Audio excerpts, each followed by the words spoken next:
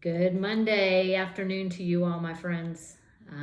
So happy to spend some time with you today, especially with rainy weather outside. What a bright spot for me. Let's dive into the first few chapters of Bishop Carter's book, Embracing the Wideness. In the book, Bishop Carter builds a case for being generously orthodox. And on the first page, he lists 24 points that help shape his own faith. And I found the last point out of the 24 to be the most meaningful to me. And it's pretty simple. He said that he has come to learn that faith is less about where we stand and more about who we are walking with. Our faith is less about where we stand and more about who we are walking with. Bam. Wow. As we worship in an increasingly diverse community, I think it would serve us all well to remember that. And that will definitely help us embrace the wideness. Then he went on to share some words of wisdom from a noted theologian and Episcopal priest by the name of Fleming Rutledge. Fleming writes a blog entitled Generous Orthodoxy. And from that blog, Bishop Carter plucked these words. We cannot do without orthodoxy, for everything else must be tested against it.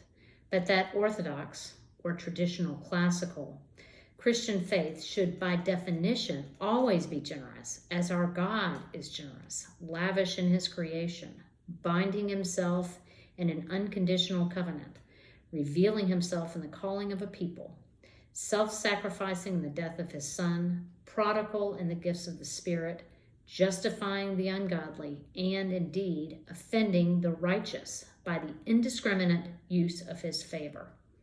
True Christian orthodoxy, therefore, cannot be narrow, pinched, or defensive, but always spacious, adventurous, and unafraid. Wow.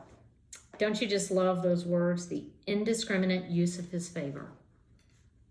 I don't know about you, but I am a product right here looking at you. I'm a product of the indiscriminate use of his favor. Praise God for that. May more indiscriminate use of his favor come my way today, tomorrow, and every day for the rest of my life. Wow. Wow. So that's the second point. These points are building on one another.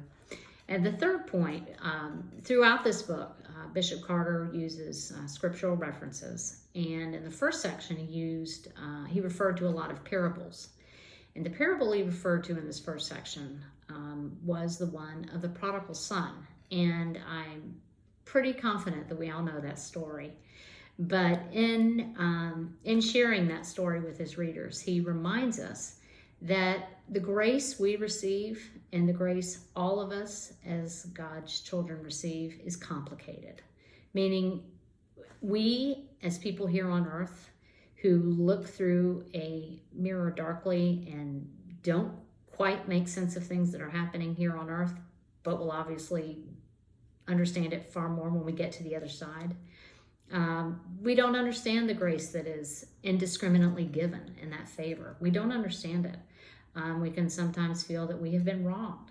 And in the story of the prodigal son, obviously the son that went off and spent his fortune and ended up kind of flat on the ground, decided that he would come back home and beg for forgiveness from his father. But the father, seeing him in the distance, ran to him and ordered robes and rings and a fattened calf to be offered up, all in gratitude towards the son for coming back home. And, there's a little bit of that son, or a lot of bit of that son in all of us. And it is so important for each of us as believers to remember that we are all prodigal children. And as we interact with those who are different from us, who are walking beside us in our faith journey, that we need to practice generous faith, generous hospitality. Obviously, this book relates to Bishop Carter's time with helping the Methodist denomination wrestle with its views on homosexuality, but you can interchange homosexuality with almost anything else, almost any other hot point difference, and come to the same conclusion that we need to practice radical grace when we deal with our fellow man, woman, child. So what lessons I took from just these first 3 chapters? That faith is less about what we have learned and what we have baked into our spiritual DNA, and more about who we are journeying with. The words from Fleming Rutledge that, we need to practice grace because we are the recipient of said indiscriminate favor. And last but not least, we have a little bit of the prodigal son in each of us. So by the grace of God, I'm grateful to be able to share these words with you, and I look forward to being with you same time next week. I hope you have a wonderful rest of your week. Be blessed and know how much you are loved.